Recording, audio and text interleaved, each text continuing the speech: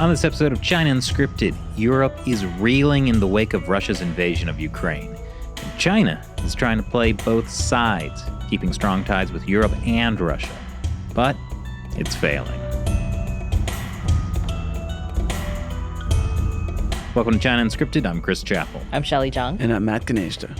And joining us today is Mareike Ohlberg. She's a senior fellow in the Asia program of the German Marshall Fund and co-author of the book Hidden Hand, exposing how the Chinese Communist Party is reshaping the world. Thank you so much for joining us today on China Unscripted. Thanks for having me. Definitely. Well, so, the situation in Europe has radically changed since Russia invaded Ukraine. I'm wondering, has that changed how Europe is viewing China?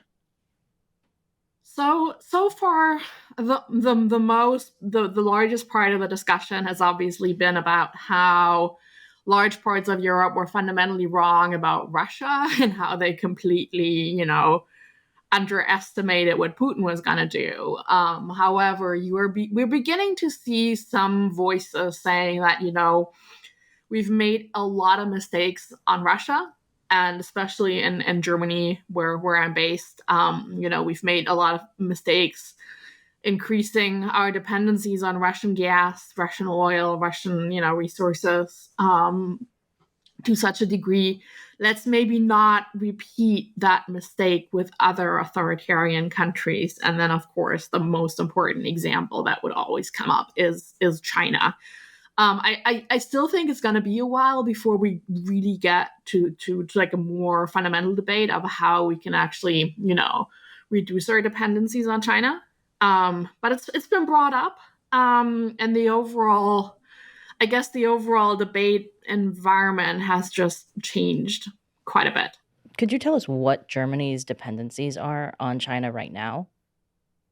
So on China, the biggest issues are, so it's often said that, the entire German economy is very much dependent on China as a market, as a production site, is actually often exaggerated. Like if some people, some researchers have started going into the nitty gritty and actually looking at, who is actually dependent on China, how dependent are we? If we were to, lose access to the Chinese market completely, how much damage would that cause? And obviously, you can't forecast that super reliably because it's a model and things can be different in reality. But basically, the main dependencies really are with a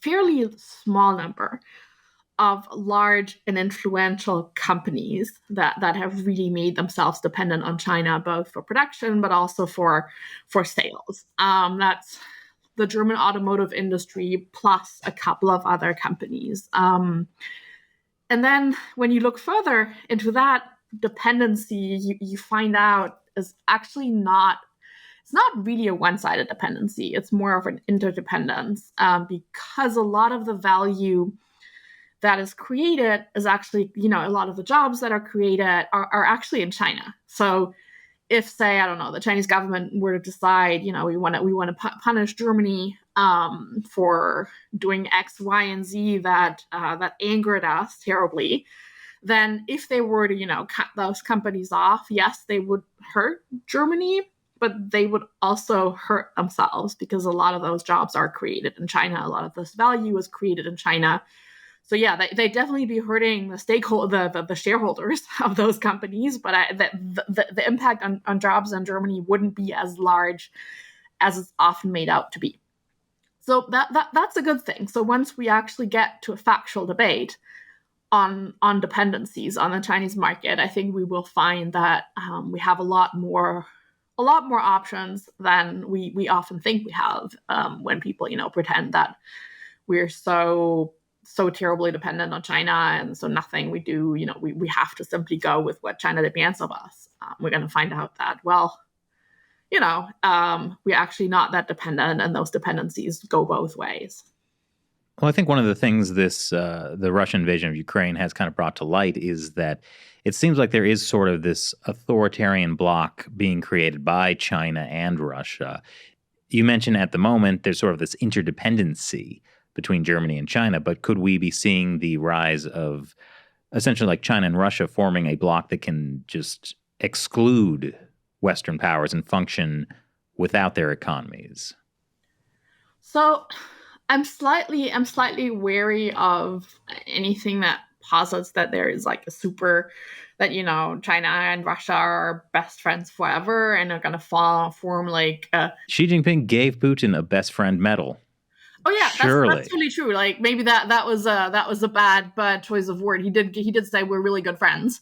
And they did stand side by side to proclaim their new authoritarian world order on February 4th at the very apolitical Olympics, which have nothing to do with politics whatsoever, as we all know.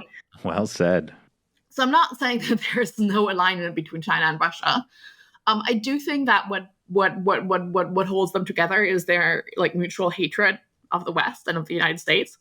I do think that's like the most binding the most binding factor for both of them. The desire to create a world order where there is no accountability for autocrats, basically, where you have big powers that have their sphere of influence, and in that sphere of influence, they can do whatever the heck they want, which is, I think, also why China keeps telling Europe, well, why don't you sit at the table with Russia and, come up with a new security architecture for Europe? Because to China, Russia is, the logical regional hegemon that should get a say in how Europe is structured, which, of course, is something that's absolutely unacceptable to most Europeans, except the handful that are also friends with Putin. So I do think there are some limits to what China and Russia can do together for a number of reasons. There's just some things that are going to be missing. However, of course, they can work together and cooperate more closely. And in any case, I guess the last point that I want to make here, because this comes up, I mean, this is an idiotic argument and we all know that, but it used to be maybe we could pry Russia away from China to like get on our side against China. And now all of a sudden we have this opposite argument where, people are arguing that, maybe we can pry China away from Russia and get China to side with us against Russia. And that is a nonsensical argument, because even if Russia and China do not have the closest of bloc alliances, China has its own reasons for wanting to use this war to make sure that the West comes out of it weakened, and not itself and its friends. And China is not going to be siding against Russia with the United States or with Europe or with anybody. They've made that super clear. Yeah, you just have to look at all of everything they say about the war is essentially like, it's America's fault, it's NATO's fault, it's the West's fault. And yet there are still people who are like, we can get them to help us. Well, we need China to help us negotiate with Russia. We have to rely on China, Shelley. Meanwhile, China's state-run media is also kind of backing Russia's claim about the Bucha massacre. It's like, Russia says, what about Russia's side of the story? Yeah, it's a little absurd. It's like people have such, I don't know why people do it, but basically anything that China says that isn't straight up praise of Russia is seen as China shifting its position. And of course, the Chinese government knows quite well that, like, they know that they can communicate differently towards different audiences. And you've seen some of that in Europe, where, the messages that the Chinese government has targeted at Europe have been less aggressive, more highlighting the constructive side. They have very much put the blame at NATO's, like had said, NATO and the US are to blame. And they haven't quite realized that this time around, America bashing isn't going to cut it in Europe. Like, it's worked many, many years. Like, for years, if you go to Europe and you say, America is big and bad and wants to hurt everybody, then that found an audience in Europe. But under the current circumstances, where everybody knows who's the aggressor in this war, it's just not working. So somehow they haven't been able to move away from that. But other than that, they have softened some of their messaging, and haven't really used the very crazy stuff to in their propaganda targeting Europe. So they're using that in their propaganda when they're, sometimes when they're targeting the US, sometimes when they're targeting the developing world. They've tried to tone it down towards Europe, but and sometimes that's been successful in getting people to think, oh, maybe there is hope, we can get China on board. I think some people may simply be hoping that they can get China to tone down its rhetoric a little bit and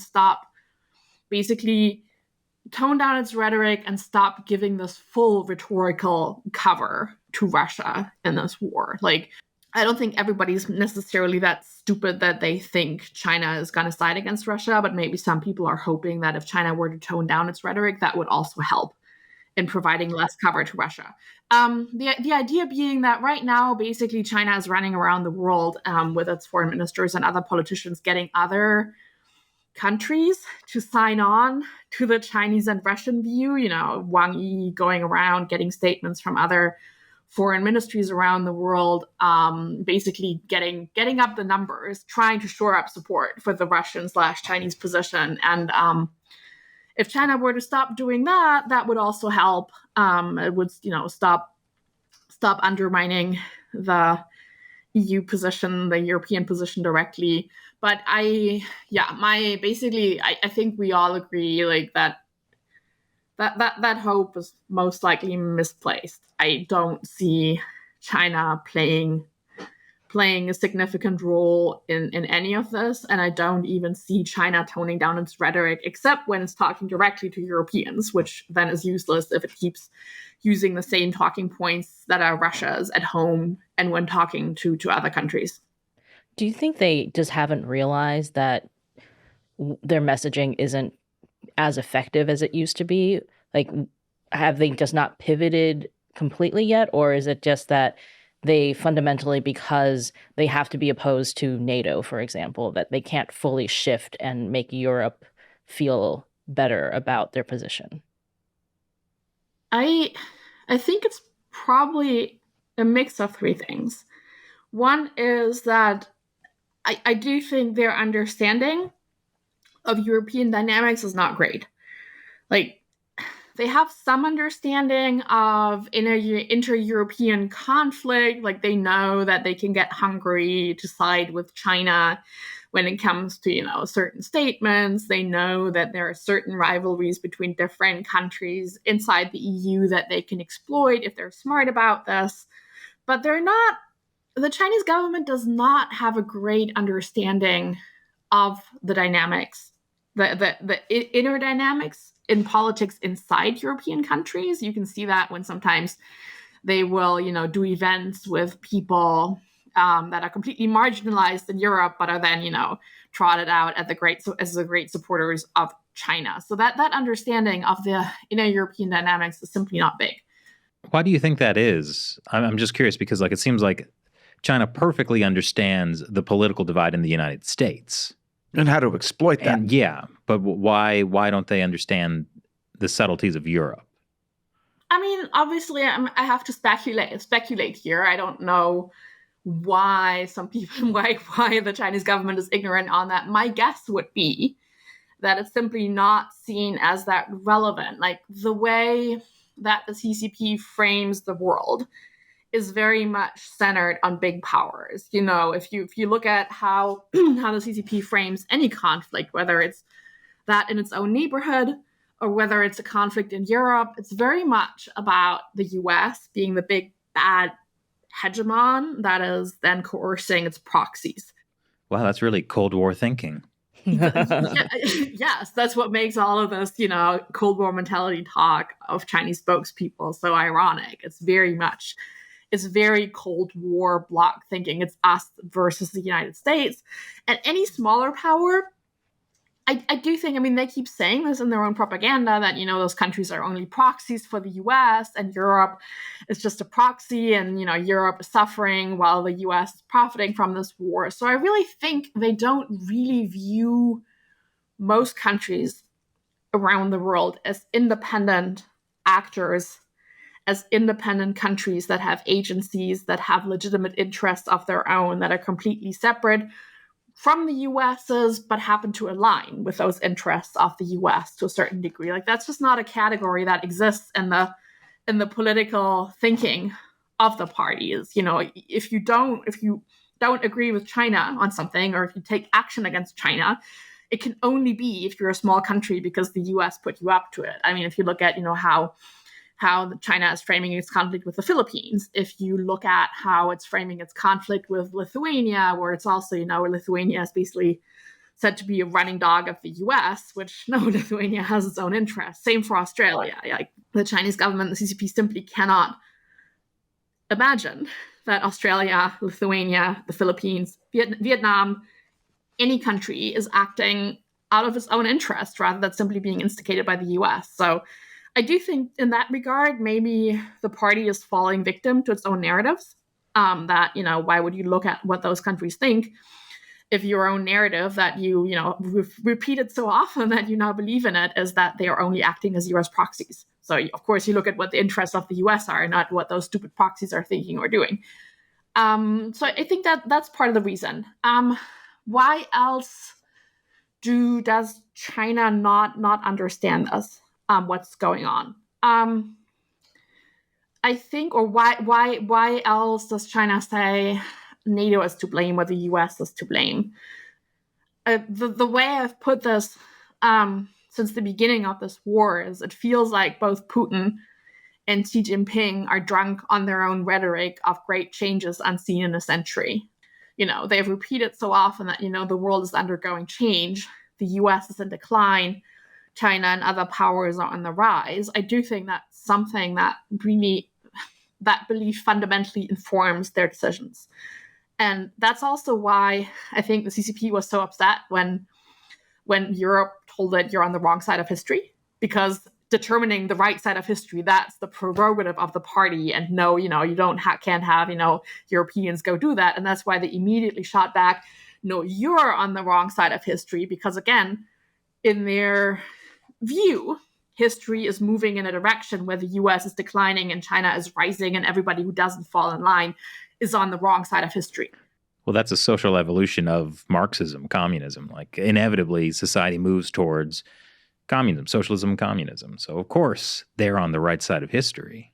Yeah, but I do think there is, I do think that, again, political leaders inside the CCP have fallen victim to their own rhetoric here, and they can't really move away from it. And then the third factor I was going to name for why China is sticking with this approach is, and again, obviously, I think I'm not the first person to say this, but I guess it's quite what we can see is that the current political environment inside the party in China isn't conducive to people who have a nuanced, well-founded, rational take on other countries, and who have this good understanding of those complex dynamics and who communicate those complex dynamics in a rational fashion to the top leadership. The current political environment seems to be more conducive to producing wolf warrior types who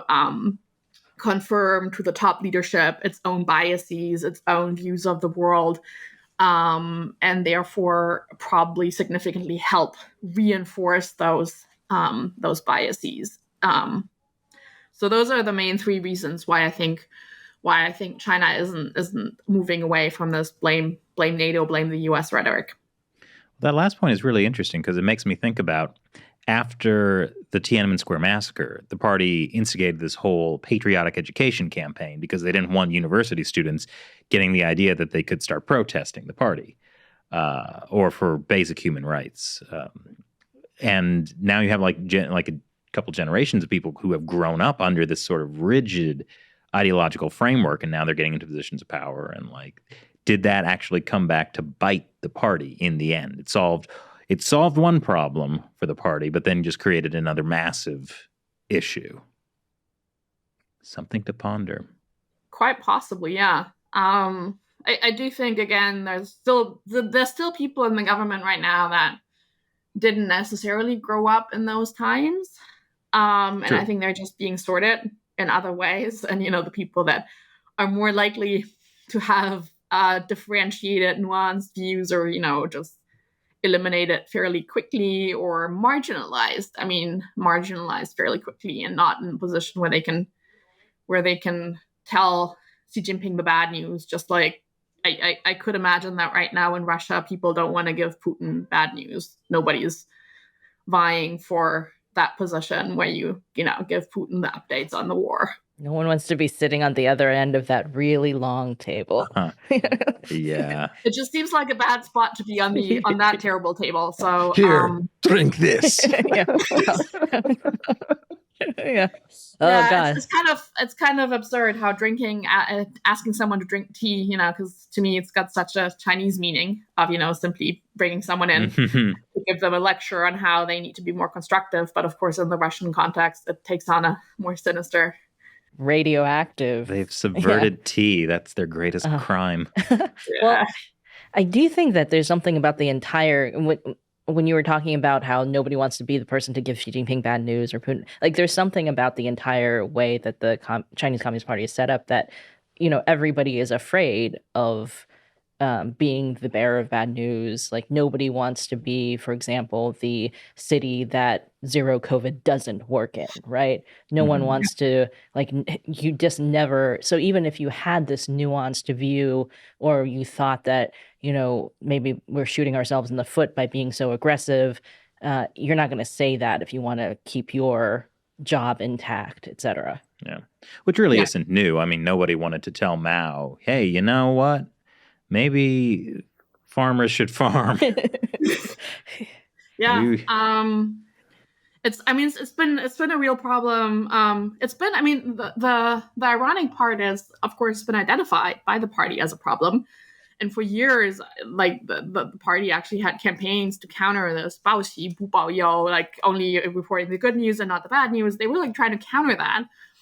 But in the last 10 years, it feels like that's really done a 180-degree turn. And, it's clearly a situation again where you don't want to be the bearer of bad news. You don't want to be the city where COVID breaks out and then you get fired or worse as an official. So, yeah, it's not a great situation. It's pretty dangerous since, stuff doesn't stay in China or in Russia. Earlier you had mentioned that there were some limits on, speaking of China and Russia, on how China and Russia could cooperate. What are some of those things that, they might want to do, but they don't have the ability to? I think there's a number of things where I'm not sure that I'm the best expert on this, but, when people talk about, you can have the yuan as the new international currency. There's obvious limits on that.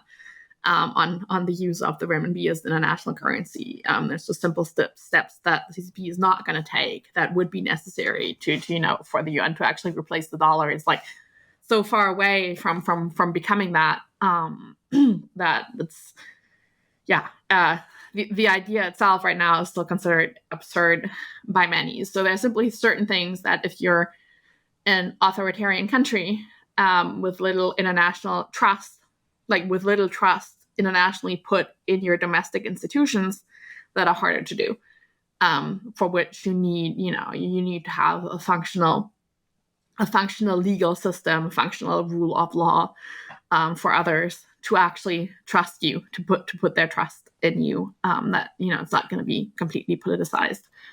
But other than that, again, I do feel that China and Russia are mainly bound together by their mutual dislike of the West. And my point here is not to say that the fact that they are mostly bound by that makes this alliance, friendship, bloc, whatever you want to call it, irrelevant. You can achieve a lot just running on that mutual having a mutual enemy. You can achieve a lot, and you're willing to give the other side a lot simply going by that. So the point that I usually emphasize is just because there is no 100% trust between China and Russia doesn't mean, again, that you can pry China away from Russia and can, get China to side with you against Russia. That's just not going to happen. The way that the CCP looks at this is very much you go against your principal enemy, and China's principal enemy is the US and not Russia. Well, I think one of the things that China is particularly terrified about that has come about because of Russia's invasion is, how Zelensky has been, really sticking it to the UN, saying, kick Russia off of the Security Council. It's absurd that they're on the Security Council. And if you don't, just dissolve yourself because you're not doing anything. And, Russia has been kicked off the Human Rights Council. China also sits on the Human Rights Council, is also on the Security Council. This is a conversation they do not want happening. They don't want anyone talking about the idea that one of the countries on the Security Council can be removed. Absolutely, because they've come to a point where they have, they have fairly good control over the UN system simply by being able to prevent any meaningful action with veto, and by, using other structures such as the Human Rights Council to prevent criticism of its own human rights record or to even hijack it to get praise. Like when you have the country reviews, you always have this absurd situation where China gets so many other countries to praise its human rights records, and then make suggestions such as improve your, tighten your anti-terrorism work, which is basically, another country saying to China, crack down harder on the Uyghurs. So it's in a situation where it has a pretty good control over UN structures and where it succeeded in making a lot of the organizations at the UN quite useless in doing their job. I don't think they've, rendered it completely useless, but they've definitely watered it down quite a bit.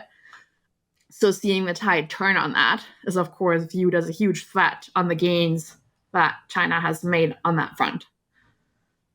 Here's something I've been wondering about. When Biden was running for president, he was saying he would work with America's allies, particularly allies in Europe.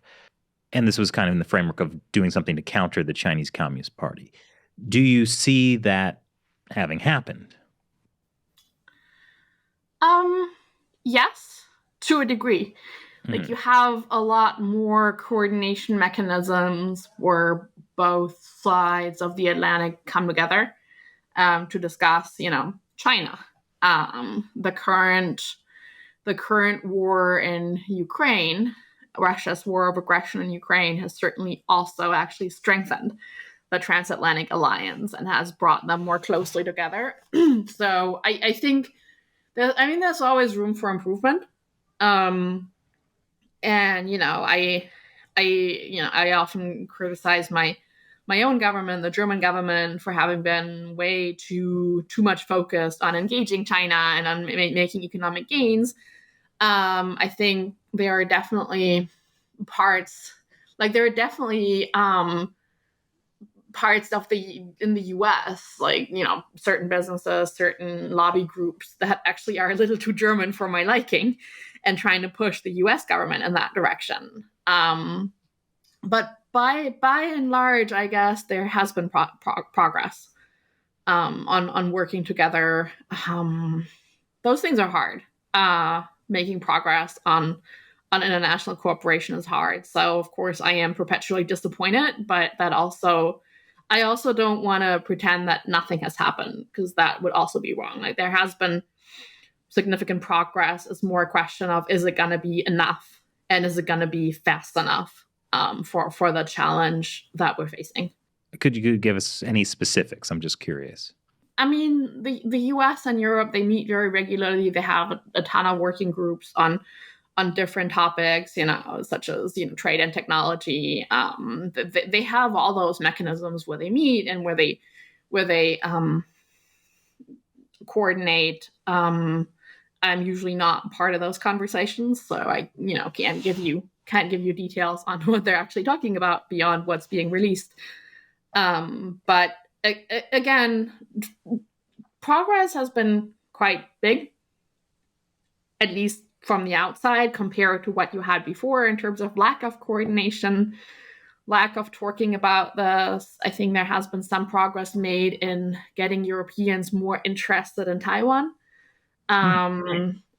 Whereas before, it wasn't really on the radar of most European countries. And I think that has changed quite substantially. And there's definitely more coordination between the US and European countries on Taiwan, any, security issues in the Taiwan Strait. Do you think Russia's invasion of Ukraine has done anything to raise concerns about Taiwan, that China could do the same thing? A complex issue. It's certainly raised in Europe. It's not something that's not discussed. And then you have a lot of people with very strong opinions on this. Like, some people will immediately scream that you can't compare Taiwan to Ukraine, whereas some people are saying, well, actually, we underestimated Russia on Ukraine. Maybe we should stop underestimating China's ambitions on Taiwan. So those two issues have definitely been linked. My personal take is, yes, people should, like, it's good that the current war has raised, I guess, Europe's attention level. There's differences in Taiwan and how an invasion of Taiwan and Ukraine would work. Taiwan is not super easy to invade. There are some limitations on what you can do. It's, I think, objectively harder than invading by land to have this, invasion of Taiwan. However, I do think currently people in Beijing are watching and they're adjusting their strategies. They're probably, going to be adjusting how they approach urban warfare, because they're going to assume that Taiwan is understandably going to, improve its strategies on urban warfare, learning from Ukraine. I don't know if it's super helpful for the line, if the line that NATO and especially the US has taken to draw this line in the sand and distinguish between NATO and non-NATO countries. They've basically drawn a line in the sand saying, we will defend NATO countries. We will not directly defend. We will not go to war for Ukraine. I do think this distinction between NATO and non-NATO countries is probably also registered somewhere in Beijing. I do think people in Beijing are probably registering the immense reluctance of NATO to go to war with a nuclear power. They knew that before. But it's currently in action. So I think the current war is definitely, I think, sending some signs to Beijing that might encourage it, but also some discouraging aspects. Like, even if you think, like, Putin probably thought that you can take a country in 1 or 2 weeks, this can go very, very wrong.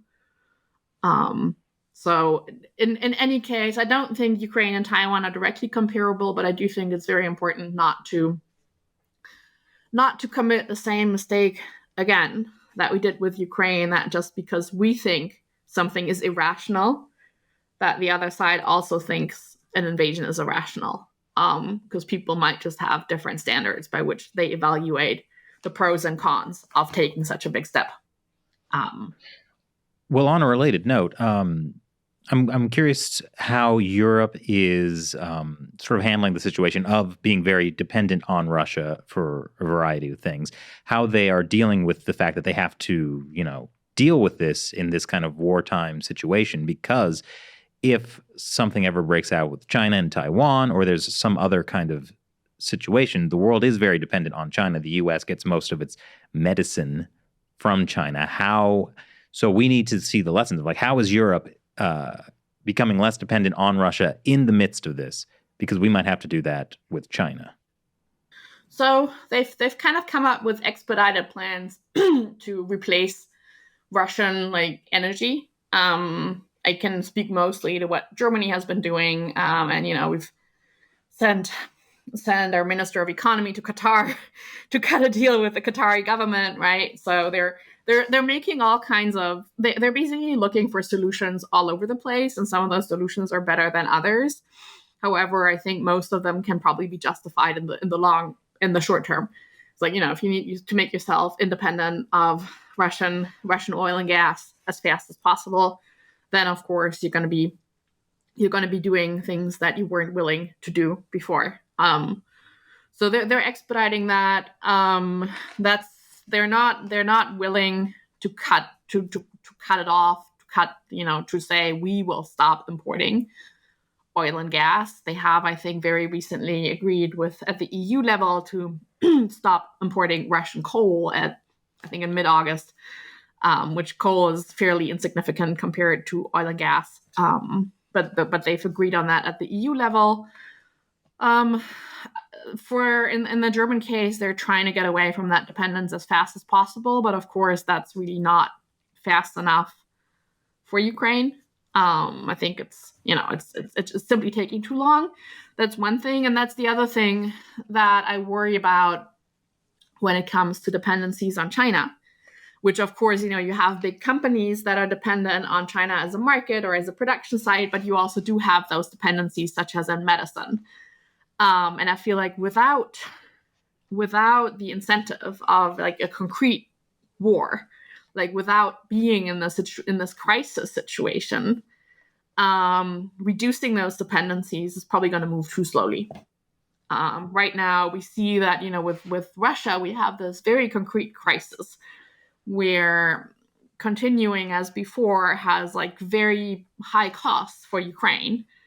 And they're already operating in crisis mode, but it's still slow. So without having this concrete crisis in the Chinese case, I'm worried that we're going to move even more slowly, and that some people might argue, but our economies are already taking such a big hit. Do we really need to cut China out in this and that area now at the same time? Won't thus make us less prosperous? That's usually the argument you're going to get in Germany. They know they need to reduce their strategic dependencies on China, like in strategic sectors where China could use that sector to actively harm us in a conflict.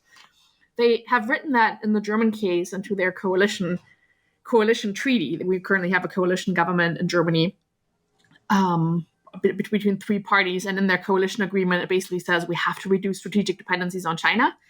I'm really more worried that it's going to be much too slow and much too reluctant, and that a lot of the mistakes that were made with Russia are going to be repeated with China, despite the current environment.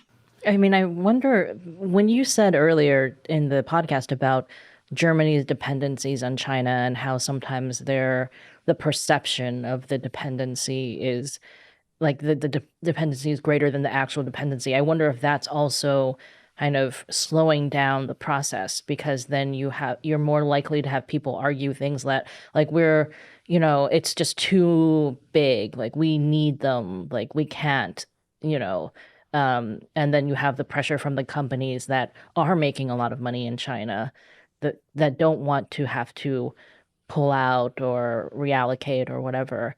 That the perception of the dependency becomes a bigger stumbling block in some ways than the actual dependency. Well, yeah, especially when it's like BMW having this loud voice and lobbying specifically, right?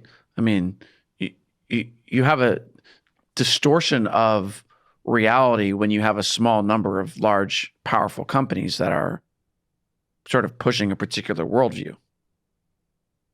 Yeah, I mean that's a big part of the problem that those that have a real interest in not making this happen can use this lack of concrete knowledge to argue that the dependency is much bigger and we're going to hurt ourselves much more, which is why it is so important to disaggregate this, to look at this in detail, to come up with actual studies like where do these dependencies exist, where are they one-sided, where are they mutual, and where can we, even in times of, not an imminent, not having a crisis compared to that which we currently have with the war in Ukraine, where can we start reducing that in meaningful ways as fast as possible?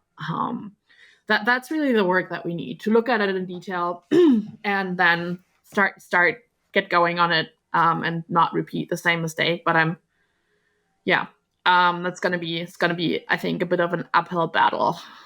I mean, fortunately, there's lots of other authoritarian countries Europe can get oil from, and lots of great, authoritarian and developing countries. They can get manufacturing, like Vietnam. That's a beautiful communist country you can get your stuff made in. Well, but we'll. I mean, I know what you're saying, but I just, I mean, there's not going to be a perfect solution, right? Is it better for it to go to Vietnam than China? It is. I would say that the phrase would be it's less bad. Yeah. Vietnam, the communist government of Vietnam is a threat to its own people. but geopolitically, Vietnam is not a threat to the United States or Europe. It's essentially a log. What? What? Well, compared to China, it's better than bad. It's good. It's the log way of looking at geopolitics. Okay. It rolls downstairs, rolls over in pairs, rolls over your neighbor's dog. Do you feel like that applies as well? Or is that just taking it too far, Chris? Yeah, I think you did take it too far, Matt. I Back to never the really interview. thought that we'd have a Ren and Stimpy reference. You clearly have never watched the show then. This show or Ren and Stimpy? Because I Our actually show. never watched Ren and Stimpy. What? All right, hold on. Pause the podcast. We have to. We have to I show grew Shelley up several with seasons. strict Chinese parents. I don't know why this is like really very surprising. All right, we have an important question for you, Mareike. Yeah. Have you watched Ren and Stimpy? No. Oh my goodness. I mean, Wow. No. I don't know that really was broadcast in Germany. yeah. So you've just been confused for the last few minutes. Like, what Yeah, are we talking yeah. about? Yeah. Okay. I was gonna All ask. right. I was gonna ask. It's a reference to a 90s children's Children's. animated show. It should TV not have show. been for children. Yeah. No. But I wasn't allowed to watch TV as a kid, so even if it had been shown over here, I wouldn't have seen it. So All right. Well, so the nice thing about being derailed in a conversation is you can get back on the rails. yes. What were we talking about? Oh, Vietnam. Vietnam. About how Europe can get stuff Alternatives. made in other places that are marginally less bad than China. I mean, it's a start. Yeah. Like, I think the problem is when, like, look at what happened with COVID and, China essentially prohibited exports of masks, right, in the early days of the pandemic. And then when we had that guy on our podcast from Prestige Ameritech, like one of the only companies that makes surgical masks in the US, and he was talking about now Chinese masks are flooding the market. Like over the last year or so, after they stopped restricting exports, they instead essentially sought to undercut any other companies that, so like U.S. we went, taxpayer dollars went towards buying Chinese masks. Yeah, I think we went California right spent back- $3 billion on Chinese masks. Or we went something. right back to Yeah. doing what we were doing before, but more so. And then look at your COVID test, right? Like if you have an at-home COVID test, like the chances are it's made in China. We're China addicts. But I think that's part of the problem is like a lot of the solutions where we bring production home to our own countries is just not economical in non-crisis times. Like it's great when you have it in times of crisis when China restricts its exports, but then once China starts not doing that anymore, then the products here can't compete. I think that's the problem. So how can you secure your supply in the long run, still have products that can compete and not deal with that? And I think Vietnam, I think a lot of companies have actually done that, and they're starting to do that. And it's apparently, and again, it's not my area of expertise, but apparently it's getting to a point where it's becoming more difficult in terms of capacity in Vietnam, and where companies are finding that is like they're forced to find an alternative, and many I think are looking hard for an alternative because this whole COVID lockdown supply chain issues really freaks everybody out.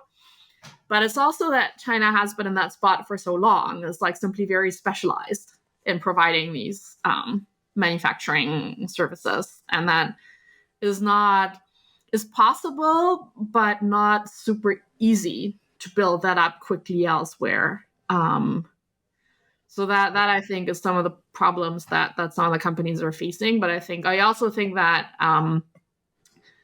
this is an issue they're going to face at some point, so they need to try harder to make themselves less dependent. Yeah, I'm just thinking of the UK that, just recently allowed a Chinese company to take over their largest microchip manufacturer. They said it wasn't a security concern because China already had that technology. It's not the technology, it's their control of the manufacturing. I mean, it seems like, you mentioned like, unless there's a crisis, we're not going to do anything. So it seems like we're just digging a hole for ourselves, and China could bury us in that the someday. good news, Chris, is that the UK doesn't count because it's not in Europe anymore. Yeah. The one advantage that we now have in Europe is we can point towards the Russian example and say that you are arguing that we can't afford to not buy Russian gas and oil, and you kept arguing for it, and now you're crying about how if Putin shuts it off, you're gonna see German industry die, and let's not repeat that scenario in the future just with another country.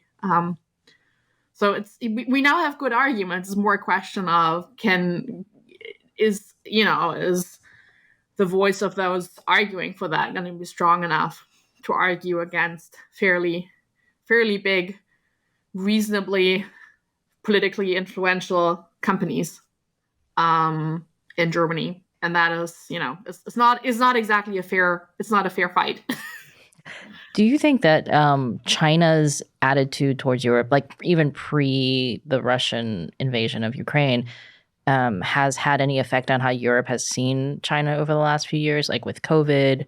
Also, like that sudden, well, it seemed sudden scrapping of that deal, the economic deal between the EU and China.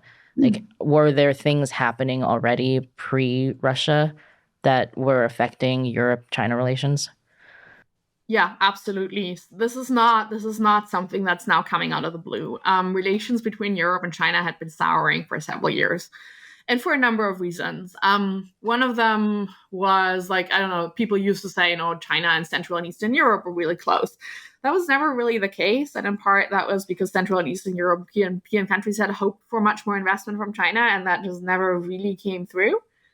So they were already not very enthusiastic. Then in the bigger in Germany, the German government had introduced investment screening because they were getting nervous about China buying up basically all successful and more advanced German companies. Basically, after a German robotics maker was taken over by a Chinese company, they started panicking about that. Then you had the COVID shock, where I think the Chinese government reaction to that, and the way it was like very demanding and very much asking for public praise for its own COVID policies and thanks, and I don't know, three bows and maybe dancing on the tarmac for every delivery of masks or any other PPE did not impress people. The fact that the handling had allowed COVID to spread, and now China was asking for praise for its handling of the outbreak, that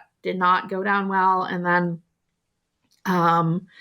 the episode you're referring to, Shelley, last year, when the European Parliament sanctioned actually a very small number of Chinese officials, plus the Bingtuan, the Xinjiang production, the what's the English name? I keep forgetting. Like XPPC or Xinjiang something. Production and Construction Corps. Wow.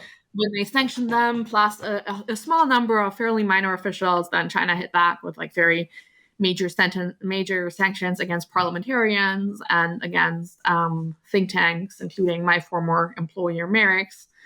That really did not go down well. So that was when the Comprehensive Agreement on Investment was put on hold, on ice. And I don't know. I don't think it's dead until I've buried it myself, but I do think there's not very high chance of that being resurrected anytime soon, because I don't see China removing their sanctions. China is basically saying you need to remove your sanctions first. I don't really see that happening. The EU removing its sanctions on those Xinjiang officials plus the Bingtuan. I don't think that's viable. It's a viable option for them at the moment, for good reason. So I don't really see that that's going to be resurrected anytime soon. And with China now so clearly, even though it's officially neutral, but quite clearly through its words and actions siding with Russia, that is not going down well. This boils down to this being it's an existential issue for large parts of Central and Eastern Europe, including the Baltic states, which I think China still doesn't fully understand, that this is like what itself would call a core interest and an existential issue for those countries. And I don't think it's fully realized that the way this is discussed in Germany is essentially what we have here is another madman throwing Europe into chaos. So basically drawing a parallel with Hitler Germany here. Not a one-on-one parallel, because there are obviously is luckily not at that level yet, but it is very much viewed as unacceptable to side with Russia on this one in Germany as well. Well, don't worry. We're on the internet. We can compare everything and anyone to Hitler. Well, I was actually thinking. My point is, you don't usually do that in Germany. It's like, it's a big no-no for historical reasons. But it's started happening again. Like, people are sort of doing that, and there's basically what people are saying is what we currently see is something we hope to never see again after 1945. That's usually how it's phrased. So they don't say Putin is Hitler or anything, but they do see what we currently see is something we haven't seen since 1945 and that we were hoping to never, ever see again in our lifetimes. And that's a pretty strong framing of the, like, that's maybe not as existential as it is Central and Eastern Europe, but it's very much viewed as the way it's often, the term often used is the breaking of civilized norms or the breaking of civilization, or basically, yeah. It's viewed, like, Germans have strong opinions on this too. Yeah. They don't want to say Hitler; they just draw a little mustache on Putin. Maybe. So what it reminds me of is, because if Putin is the equivalent, if Putin's Russia is the equivalent of Nazi Germany in this scenario, is China the equivalent of Imperial Japan in that scenario, where you've got this alliance of powers that, like, Nazi Germany and Japan, like, they had some common interests, but they're also very, very different, right? And also, one of them, but they probably both thought the other was inferior, racially as well as otherwise. But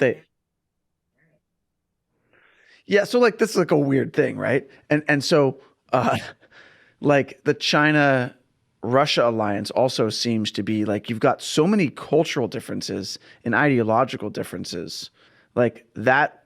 To me, seems that it would put that alliance at risk. I don't think people would, I wouldn't know of anyone who would draw on such a comparison. And I do honestly, and with all my heart, hope we don't get into a situation where we have anything comparable to what we had in World War III, because, in World War II, to what we heard, but I just hope we don't get there. Well, fortunately, the person who hates that comparison the most is China, hating to be compared to Japan. So maybe for that reason, they'll avoid it. They can stop them from expanding in the Pacific. Right. Well, I mean, so this kind of brings it back to something we were talking about earlier, which is that Russia is blaming NATO for this, in a sense, right? Like, oh, if NATO hadn't been so strong or aggressive or whatever, or the running dog of America, then, like, this wouldn't have happened. If NATO had pinky swear to never let Ukraine in, we wouldn't have been forced to invade to protect ourselves. Right. Yeah. And so that argument is stupid, but also I think it's important to look at that and understand whether some kind of equivalent, NATO equivalent, but with respect to China, might be of value.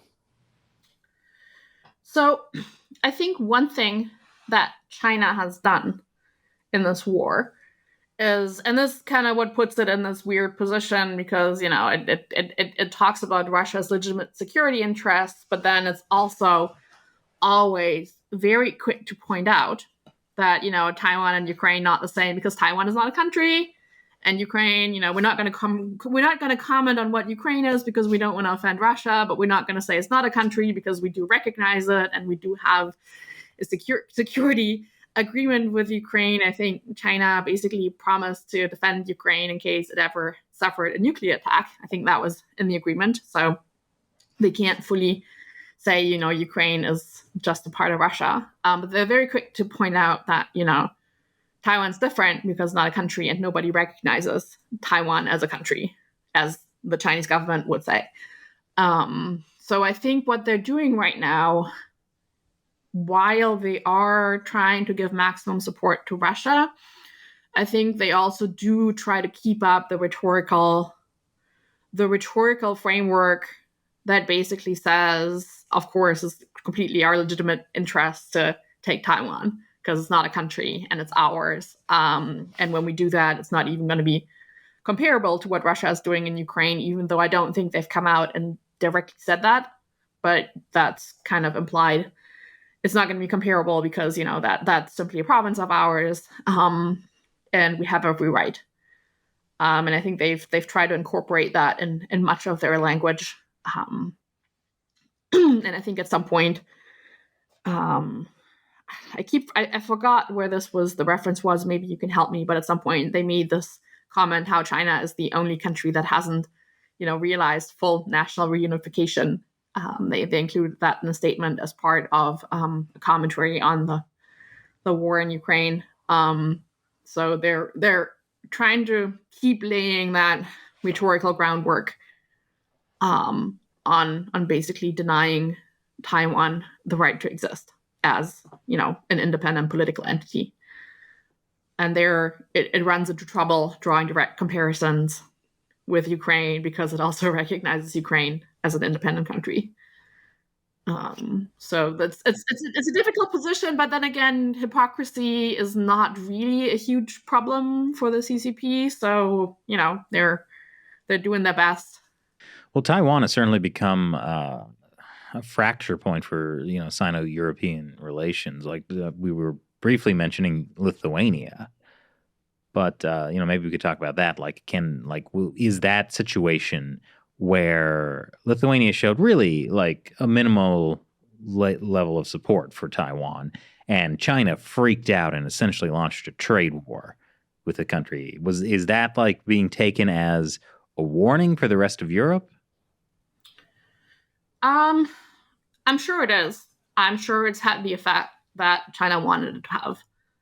I don't think any other Europe. So I think China got what it wanted, and that I don't see any other European country doing any of this, because the consequences were quite severe. It wasn't just cutting off Lithuania, because Lithuanian direct dependence and exposure to the Chinese market is quite small. It was leaning on others to basically cut Lithuania out of global supply chains by saying, well, if you, big German automaker, include Lithuanian parts, then tough luck. You're not going to be able to import those or export those products, etc. At the same time, I mean, this is, when China talks about how it's opposed to sanctions, that's always a bit funny and hypocritical in that regard, because clearly they have put the most severe sanctions on Lithuania.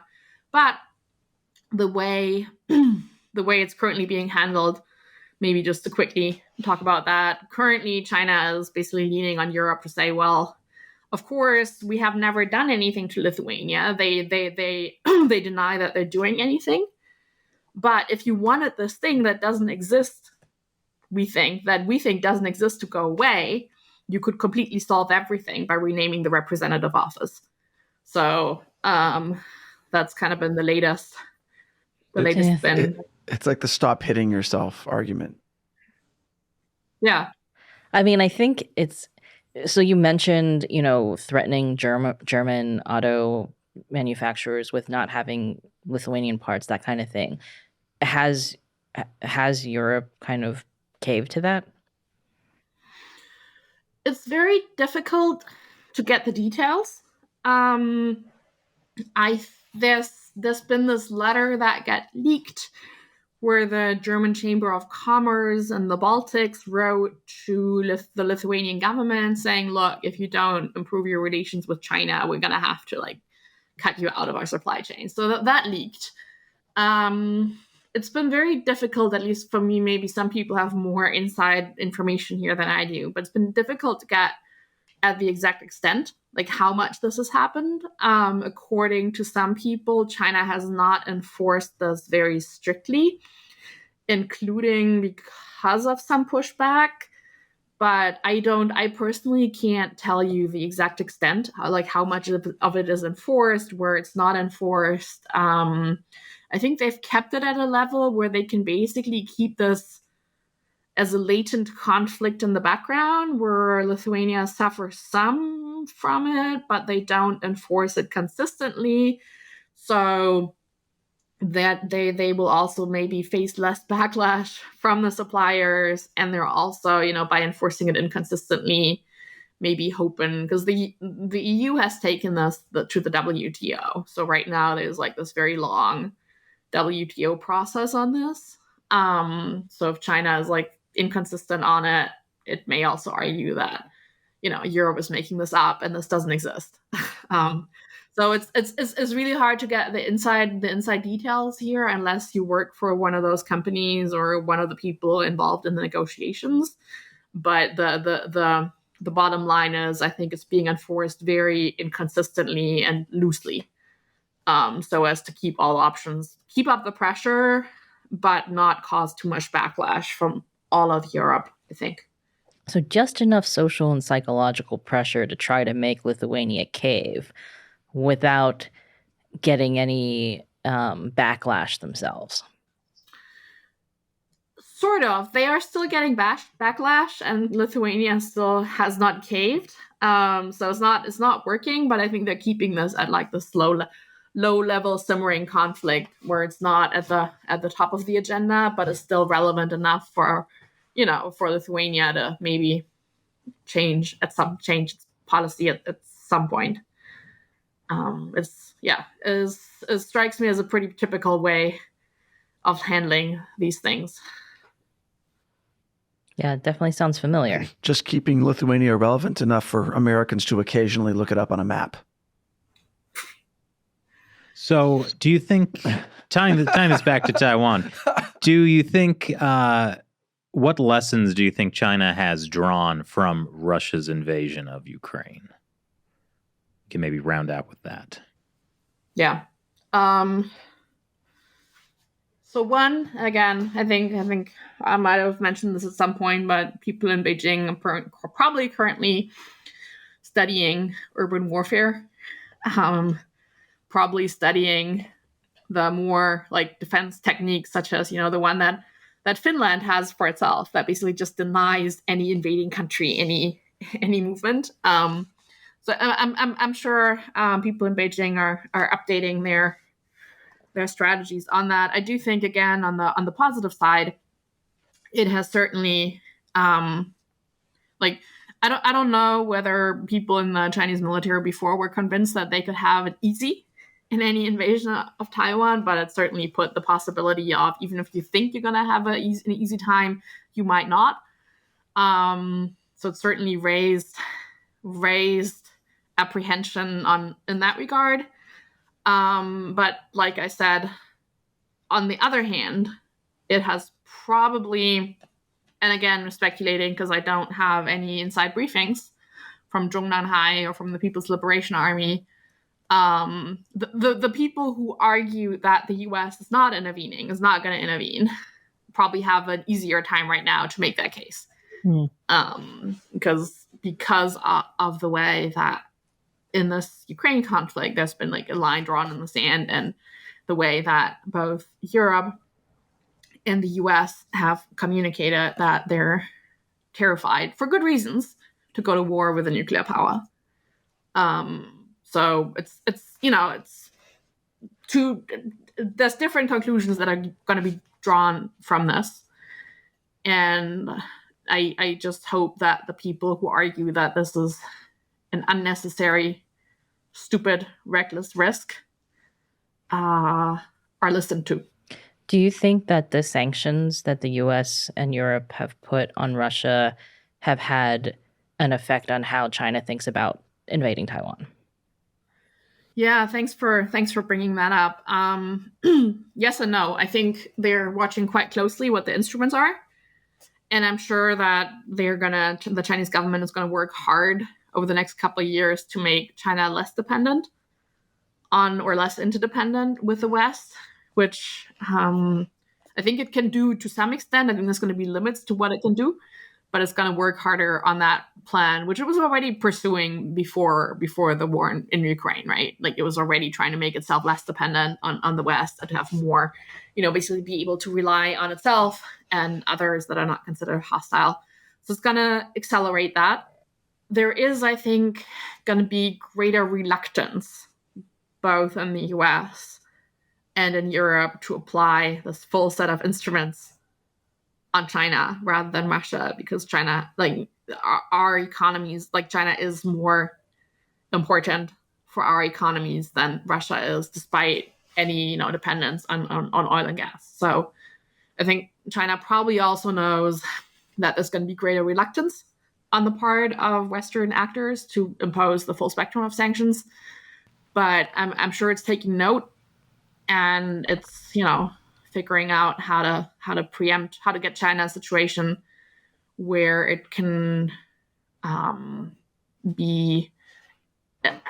have as little impact as possible, while understanding, I think, that they can't completely reduce or eliminate all of these interdependencies. Well, thank you very much for joining us today and sharing this information. Thanks for having me. For anyone watching who would like to, follow you or learn more about what you do, where should they go?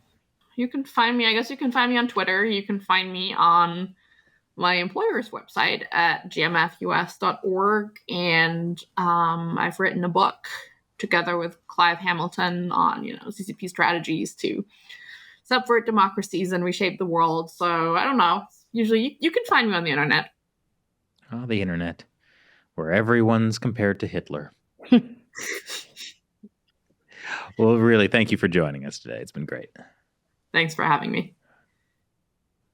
One thing that I found very interesting in this podcast was the idea that, sort of China's own propaganda is actually like they're falling victim to their own propaganda. Yeah. Don't drink your own Kool-Aid. That idea. Yeah. Well, actually, you know what it reminds me of? Grand Admiral Thrawn. Neither of you guys know? It was a Star Wars expanded universe Imperial general, and his shtick. No, this is good, Matt. I see you sneering over there. Is this like in a book or something? It's a book, and now it's part of the new stuff. But okay. Who cares about that? Basically, his thing was he could look at like the artwork of a culture and figure out its weaknesses. And so, if you look at Communist Party, propaganda, its artwork, it's sort of its cultural understanding of things. They view everything through this lens of struggle, that there has to be America as the great enemy. Everything else is just a proxy of this one power. It's limited by this worldview that it's created for itself. And you can sort of understand that and, know how to fight it by understanding its art. So how would we fight that? Yeah, how do you fight a country that's run by people who believe in struggle? Struggle harder? I don't know. Okay, you were doing really well. So does Admiral Thrawn have a solution?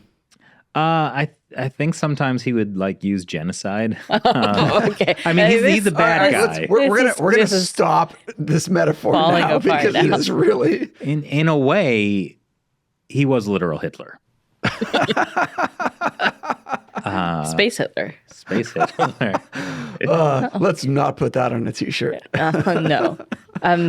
But it is interesting, the idea that it reminds me of the whole, we were talking a couple podcasts ago about whether they really believe that everybody who criticizes the CCP is part of the CIA or something, or being paid by the CIA. Mm-hmm.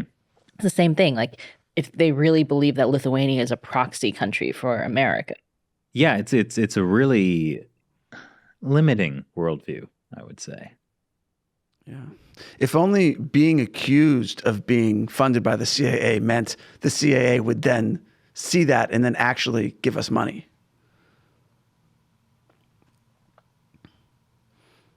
No comment. Okay.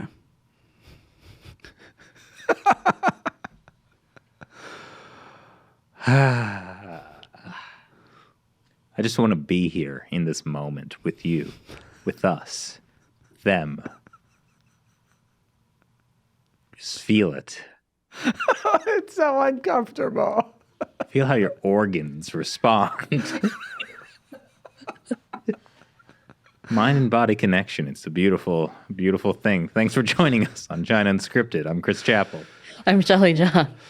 And at least for now, I'm Matt Gnezda. Thanks for watching.